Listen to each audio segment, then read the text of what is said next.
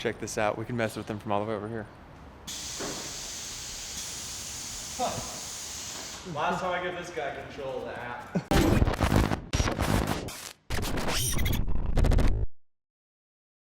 Behind me is our latest creation, the Sand Slayer. We just released this at the Sandsport Super Show, and honestly the comments and everyone was super stoked on it. So we wanted to do a video and kind of explain what the inspiration was behind this car. Well, it was my buddy Doug bringing his Polaris Rzr race car out to the sand dunes, and the wheels started turning. Like, how do we turn your race car into a mix of your race car, a Pro R, a Pro 4, and a sand car? How do we blend all of those things together? So over 2 years, we put some ideas together, and behind us is what you see came from all those ideas. So had a ton of questions. We're gonna walk you through what makes this thing tick. One thing that's important to me that a lot of people started to bring up is that it's not a Pro R anymore. Well, we obviously went way over the top. I wanted to build the highest end, nicest Polaris Rzr you could possibly build.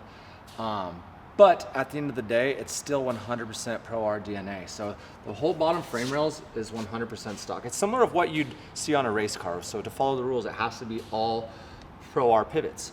Like all these pivots, this is 100% the sandblast piece, all Polaris chassis throughout. The motor bolted right in the stock location. Pull it out, bolt it right back where the stock one is. Front end, this is actually a stock Pro R lower A-arm. Doug modifies it to fit a uniball, and it's Doug's M81 front end kit. But say you were in the dunes, you ripped this whole corner off. I don't have any of Doug's spare suspension with me. Pro R suspension fits 100% up here. This is just a normal stock Pro R axle. This is a stock Pro R shock with a different airbag on it that we'll talk about here in a little bit. But all the bare bones, like the hubs, the brakes, we upgraded them because we wanted to, but it's still Polaris Pro R DNA and parts. The front diff, stock Polaris Pro R front diff, the rack, Pro R rack, tie rods, like it's still a Pro R. I know it's very high end and very custom, but I wanted people to see that there's still, under all of it, a lot of Polaris DNA. When I think of sand cars, a couple things come to mind, and I wanted to integrate as many as I could into this car. They're high end, they're strong, they're fast, and they're powerful, and very sleek.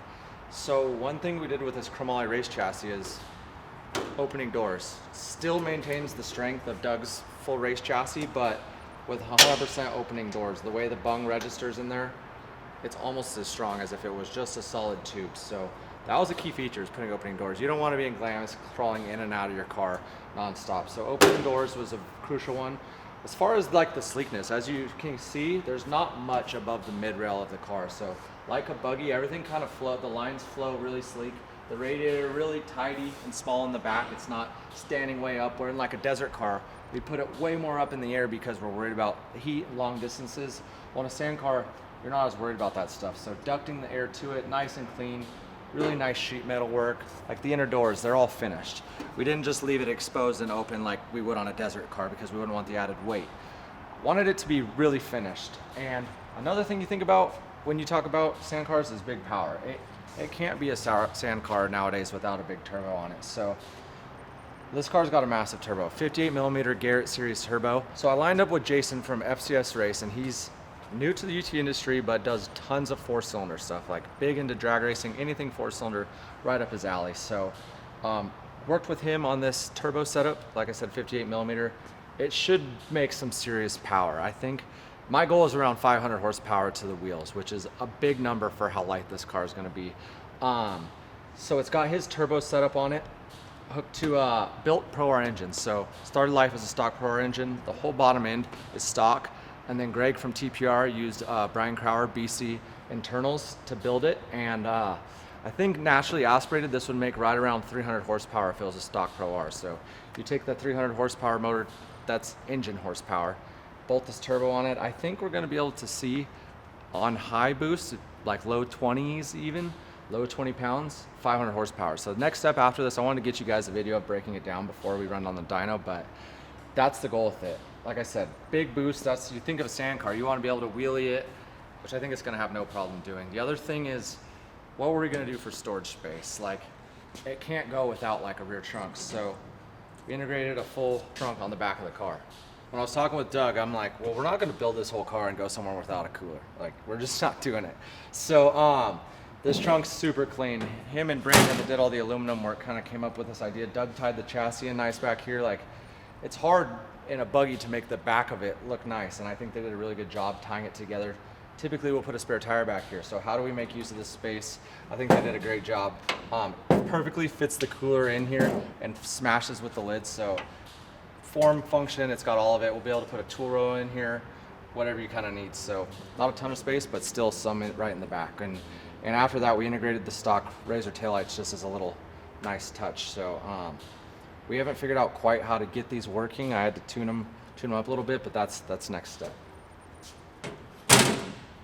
It's hard when you're doing a UTV build because like people in the industry have done such a good job of like getting creative. It's hard to do something different. While it's not different, I'm not the first ones to do it. I wanted to go with airbags on this car. So to be able to pull up to Sunset or something and drop it all the way on the ground. I love how the Funkos are able to stop and just set it fully in the sand. So when I was talking to Doug, I'm like, dude, we gotta figure out how to do that. So it's a pretty cool setup. It's actually the stock Pro R shock, and it's got an air spring is what it's considered around it. So there's actually an airbag in here. And I think we'll tear all the plastics off of it and kind of get down to the nitty gritty on how this system actually works. So here's what makes the air suspension kind of tick. It's got a Viair compressor. This pumps up the tank.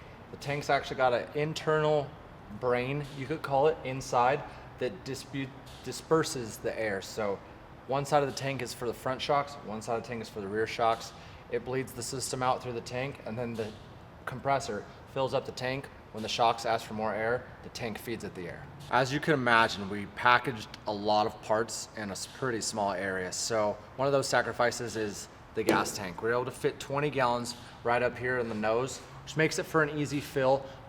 This is one of the only components that's definitely not stock. So we didn't use a stock fuel pump, stock bladder, nothing. Typically they sit under the seats in a stock Rzr. We wanted the seat slam, we wanted the low CGs. So in order to do that, we put the fuel cell up here right in the center. It's a really clean spot, you don't notice it. I'm able to hold 20 gallons of fuel. This car's gonna run on E85 to make the most power as possible. And for boost applications, I've never ran E85, so I'm not gonna be the E85 expert, but I'm excited to use it on this. And then another crucial feature that is easily overlooked is the battery. This orange top, we're gonna rely on it a ton, especially with this air suspension. So because it's app-based and I can adjust it up and down whenever I like, it's gonna lean on the battery a lot. So if you haven't checked out Optima's lithium line, I would suggest you do so because these batteries are top notch. Moving on to the interior of the car, my favorite thing in my Pro R is the ride command setup. Like, I think it is so crucial in the Pro R to be able to track my buddies, know where you're going, whatever it may be. So this car actually has the stock wiring harness throughout the whole car. So runs the rack, runs this, you name it, it's the stock harness. So super stoked we're able to put the ride command in here. Have to have the rugged radio so we can talk car to car. This also has the new remote intercom. So the intercom's actually mounted in the back. It makes it nice and clean. Both little things right in a mount here, super crucial. Over here, we got a ton of questions of what is this? Basically, this is the ECU for the air ride suspension. So every wire that runs through this car goes to this ECU. If it's going up or down, it flashes.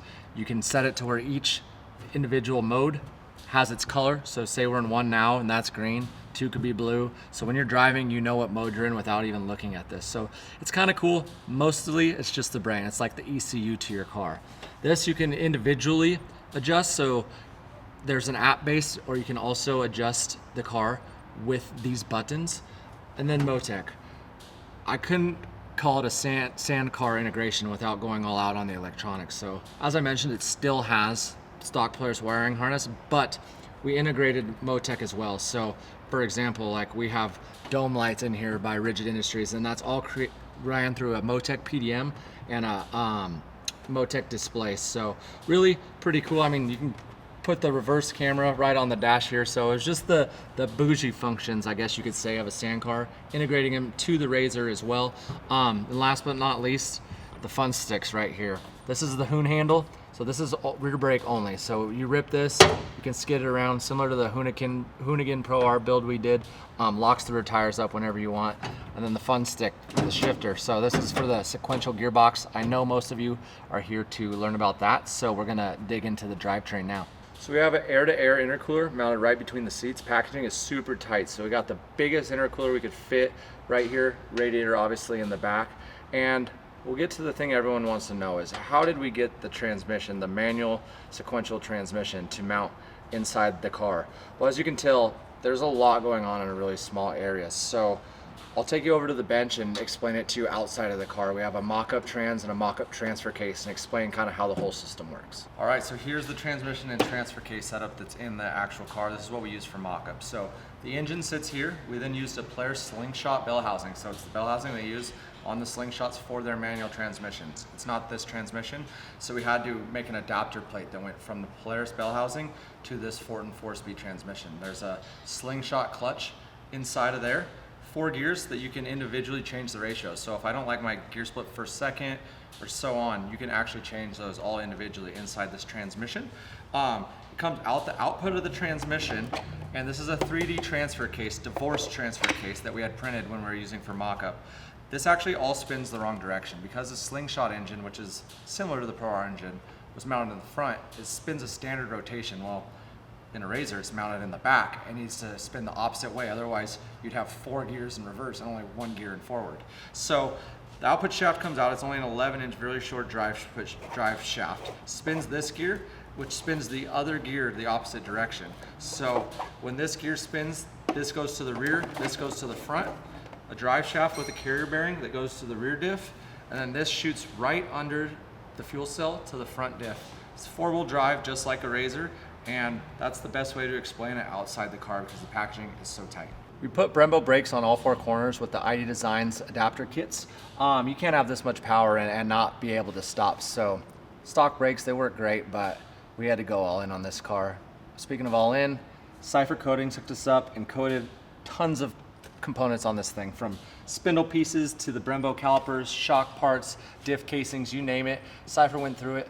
Not only is, I believe, Cerakote a wave of the future, it's strong, goes on thin. You can coat anything, metal, plastic, you name it, but it also has some properties in it that like dissipate heat and things like that. So yeah, we did it for looks mostly on this build, but I think it's people are already using it on shocks, guns, stuff like that, and I think it's going to become a really popular coating here in the future. All right, well, to wrap up the build, the one other question we get is, does it have a clutch in it? Yes, it's got a hydraulic clutch that uses a release bearing to push the clutch in. So yes, it's got a 3rd pedal in it. So it's fully manual. If you pull up to a stop in 2nd gear and you don't push the clutch in, it's gonna stall on you. You don't need to use it to run through the gears. So it's basically let out the clutch 1st, 2nd, 3rd, 4th, 3rd, 2nd, 1st. You'd need to push it in if you're going into reverse or if you're coming out of reverse. But it does have a hydraulic clutch pedal in it. I think it'll make it pretty fun and glamorous to clutch kick it. Speaking of clutch kicking it, that's what's next. Is we're taking this thing to the dyno tomorrow. Got a few things to finish up and hopefully lay down some power. So stay tuned on the Sandslayer. If you have any other questions on the Sandslayer build, drop them in the comments. We'll answer whatever you have, whether it be in the comments below or an additional video. So appreciate all the support on this build. We've had tons of good feedback, barely any negatives. So we always knew there's gonna be haters just because they got nothing better to do, but appreciate all the support. Make sure to subscribe and stay tuned for Camp Rzr content.